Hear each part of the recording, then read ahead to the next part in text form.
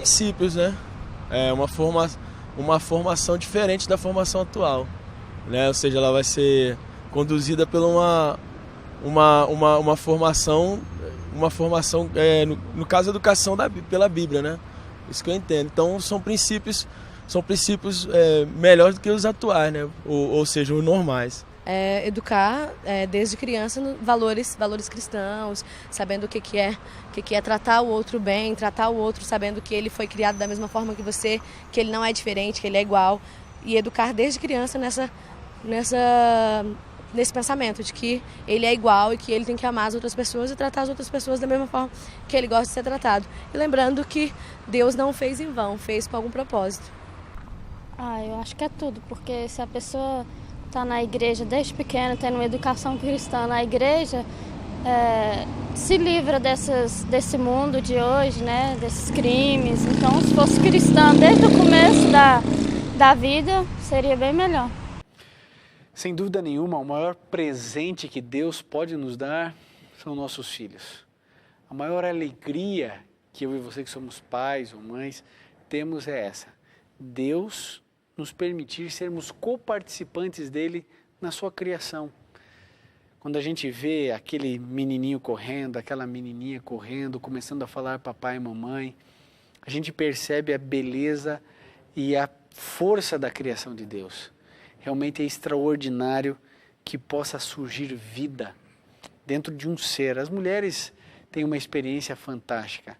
Nós que somos homens nunca entenderemos o que significa ter um ser sendo formado, gerado dentro de nós. É uma dádiva, é uma bênção de Deus. Sabe, educar filhos é um desafio tremendo. É uma delícia, mas é um desafio do tamanho do universo. Antes da gente ser pai, a gente pensa algumas coisas, né? Uma delas é assim: bom, se eu fizer tudo direitinho, não tem problema, meu filho vai ser tudo que eu sonho. E não é assim. A gente se esforça, faz o melhor e de repente a gente percebe que tem que corrigir rota. A gente descobre que aquele caminho que a gente tinha certeza que ia funcionar, não funciona mais.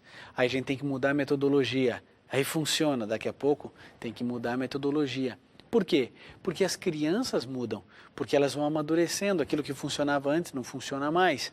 Aos poucos você tem que ir sentindo o filho para poder ir educando nos caminhos da palavra de Deus.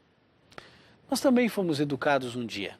No Éden, Deus nos ensinava através da natureza e conversando face a face conosco. Vejam a importância da educação. Quando Jesus esteve aqui nessa terra, ele chamou os discípulos 12. Eles aprendiam pelo exemplo de Jesus e também no convívio, 24 horas com o mestre. Sabe, eles vivenciavam o aprendizado, não era algo teórico. Entende? Porque a Bíblia fala que nós devemos ensinar a criança no caminho em que deve andar. Veja, não é ensinar o caminho em que ela deve andar. Ensina a criança no caminho em que deve andar. Ou seja, enquanto você estiver vivenciando com ela, caminhando na vida com ela, você ensina. Então é um processo que se faz junto, não é que o mestre e o aluno. Essa palavra aluno ela é até complicada, ela vem do latim, né? Aluno, ou seja, o estudante sem luz, é algo sem luz, aluno, sem luz. E qualquer estudante tem luz. Chamar alguém de aluno é dizer, olha, você não tem luz e eu tenho, por isso eu estou te ensinando. Não é bem assim, você sabe disso.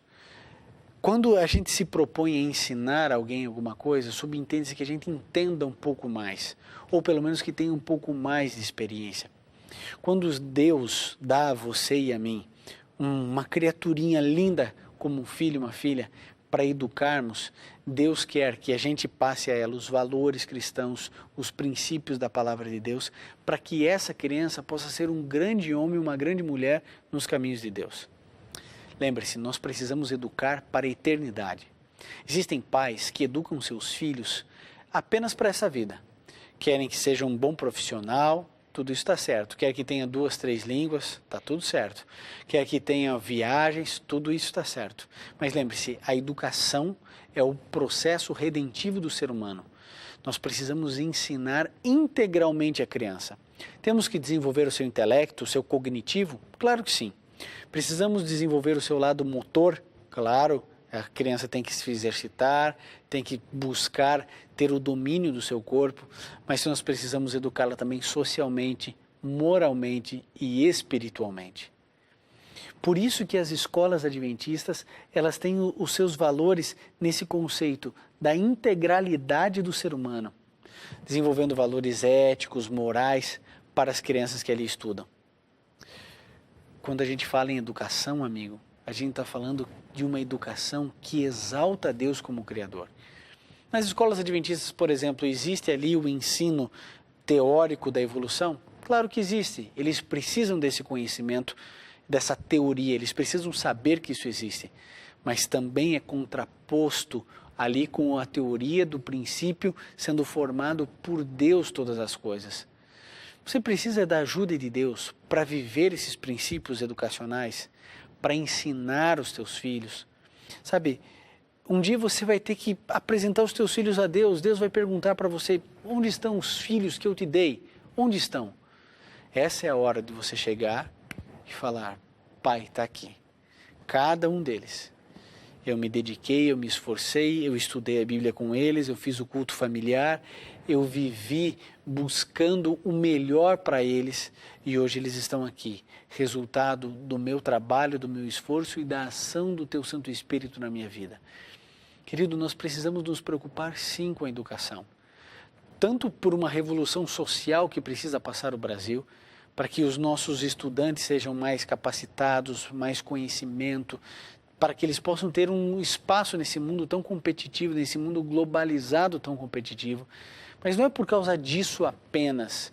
Nós precisamos investir em educação porque a educação redime o ser humano. Quando a educação verdadeira, bíblica, ensinando a criança no caminho em que ela deve andar, acredite, Deus acreditou na educação no Éden. Deus continua acreditando na educação no processo de discipulado de Jesus com os discípulos. Acreditou durante toda a história com os profetas e com os apóstolos. Continue acreditando na educação. Sabe, existe uma frase que diz assim, se você acha a educação cara, experimente a ignorância. Se você acha que é difícil viver os preceitos da palavra de Deus, experimente viver sem eles. E aí você vai ver o tamanho do preço que você precisa pagar. A educação cristã é uma base bíblica para você e para mim. Querido, repense onde os seus filhos estão estudando. Repense. Olhe, veja, analise, converse, dialogue, busque alternativas para que você possa ter seus filhos em um colégio cristão, onde você possa educar o teu filho em casa e ter a convicção de que na escola o que você ensina em casa é o mesmo que ensinam lá na escola. Na semana que vem, nós vamos falar sobre a vida no Espírito. Como é viver baseado nos sonhos e nos planos de Deus para você e para mim. Tenho certeza que você entendeu. A educação cristã é um sonho de Deus para você e para sua família. Entende como o cristianismo, ele enche você de proteções contra o mundo mau? Um indivíduo que guarda o sábado é um indivíduo que protege a família, que está mais unido com os seus. Traz autoestima para o seu filho, para a sua filha estar perto de você, com qualidade e quantidade de tempo. O indivíduo que se alimenta de acordo com o que a palavra de Deus diz é um indivíduo mais saudável, mais equilibrado e por isso mais inteligente, consegue perceber as coisas com mais agilidade, tem um pensamento mais ágil. O indivíduo que segue a palavra de Deus, ele vive em paz porque ele não mente, porque ele é bom, ele é correto, ele se esforça em ajudar as pessoas, ele se torna o melhor cidadão do planeta, porque ele se preocupa com a natureza, ele se preocupa com o semelhante, ele é temente a Deus, ele é incapaz de ir falar mal de outra pessoa. Essa é a vida do cristão. E quando a gente fala em educação, o indivíduo então é cercado de preceitos, valores éticos, para o indivíduo poder pautar a vida e viver com hombridade, com honestidade, com coragem nesse mundo confuso. Aquele que vive no Espírito, vive em paz. Semana que vem a gente vai abordar um pouquinho esse assunto. A vida no Espírito. Você vai perceber que vale a pena viver de acordo com a vontade de Deus.